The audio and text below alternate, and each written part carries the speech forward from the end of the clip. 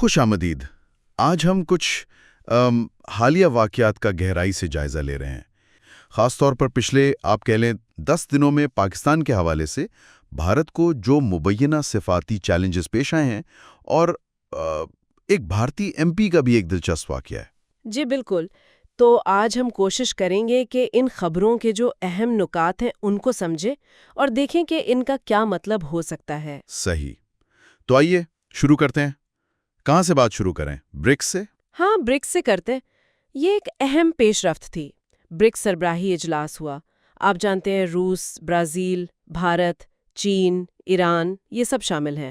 تو خبر یہ ہے کہ بھارت مبینہ طور پر کوشش کر رہا تھا کہ جو مشترکہ اعلامیہ ہے اس میں پہلگام واقعہ کا ذکر ہو اور ساتھ میں پاکستان کا نام بھی آئے۔ اچھا، پاکستان کا نام شامل کروانا چاہ رہے تھے؟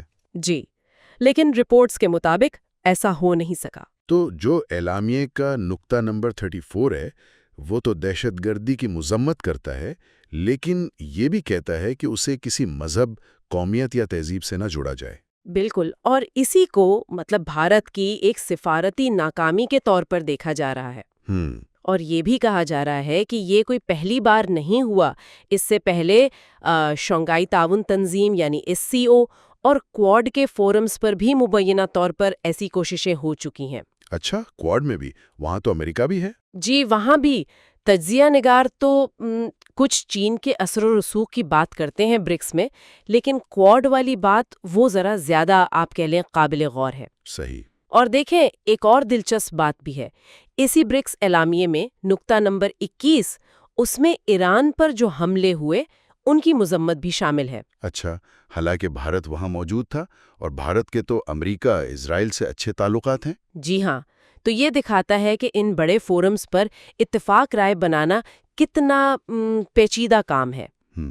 سب ممالک کے اپنے مفادات ہوتے ہیں۔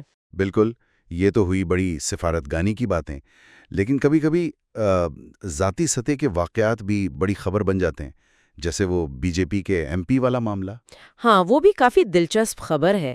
بھارتی میڈیا میں یہ بات آئی کہ BJP کے ایک نوجوان رکن پارلیمنٹ ہیں، نام قیاس آرائیوں میں تو تیجسوی سوریا بتایا جا رہا ہے۔ جی، انہیں ڈونلڈ ٹرمپ سے ملاقات میں کچھ کہہ لیں شرمندگی یا ناخوشگوار صورتحال کا سامنا کرنا پڑا۔ ہوا کیا تھا؟